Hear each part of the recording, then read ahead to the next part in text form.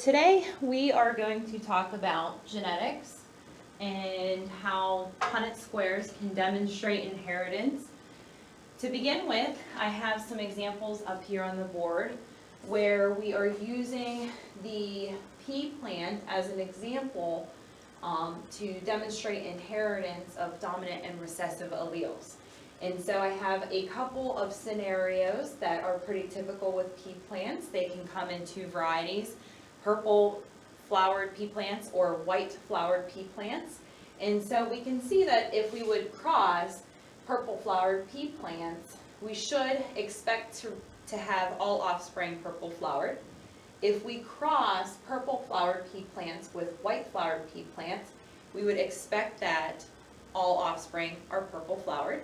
And then if we cross only white flowered pea plants, we should expect that the offspring will all be white flowered pea plants.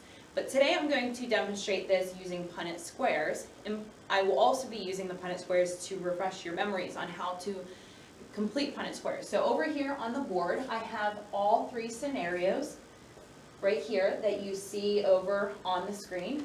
The first scenario is what happens when you cross two purple flowered pea plants.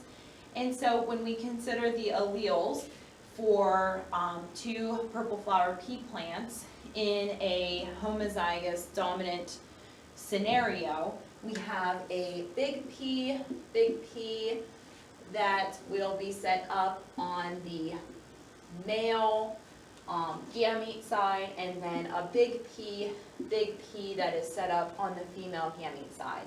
And to do the Punnett square, you just bring the top P down, like so, all the way to both squares, and the same goes for the second top P allele.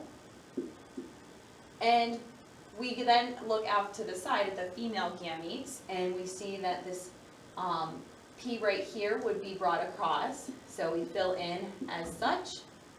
This bottom one here is also brought across, and so we can see that out of the parent plants both being homozygous dominant, that all potential offspring combinations will be 100% homozygous dominant. So we have 100% homozygous dominant.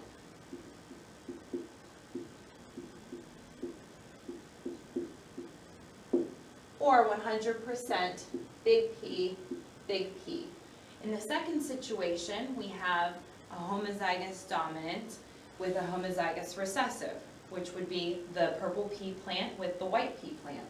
So again, I'm crossing a purple flowered pea plant with a white flowered pea plant, both of which are homozygous. And so I set it up in a similar fashion, where I have my first set of gametes, the big P, are on top of my Punnett square.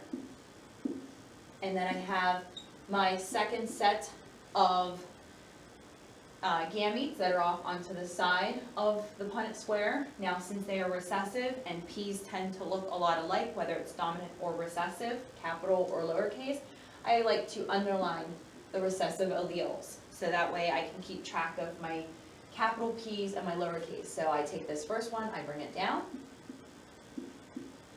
And then I do the same for my second, bring it down. And then I always bring over the side gametes second.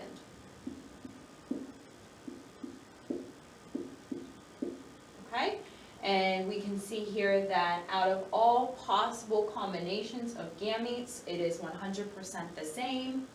So 100% that when we look at this dominant allele, its resulting genotype will overpower that recessive allele, and thus we will have 100% big P little p, or homozygous, or I'm sorry, heterozygous, and that is 100% purple. So that's how we get that on that second example here. And then finally, to show and illustrate what happens if I cross two homozygous recessives, or if I cross two white flowered pea plants, again, that will be set up in a similar fashion. However, I'm showing you that I have my recessive alleles underlined. And same thing, I just bring down. And then over here, I bring my second gamete down, and then across. And then the second one across. And I underlined all of them because they are recessive. And again, we see that we have, out of all 4 potential combinations, it is 100% going to be a little p combination of gametes, which would make it a homozygous recessive.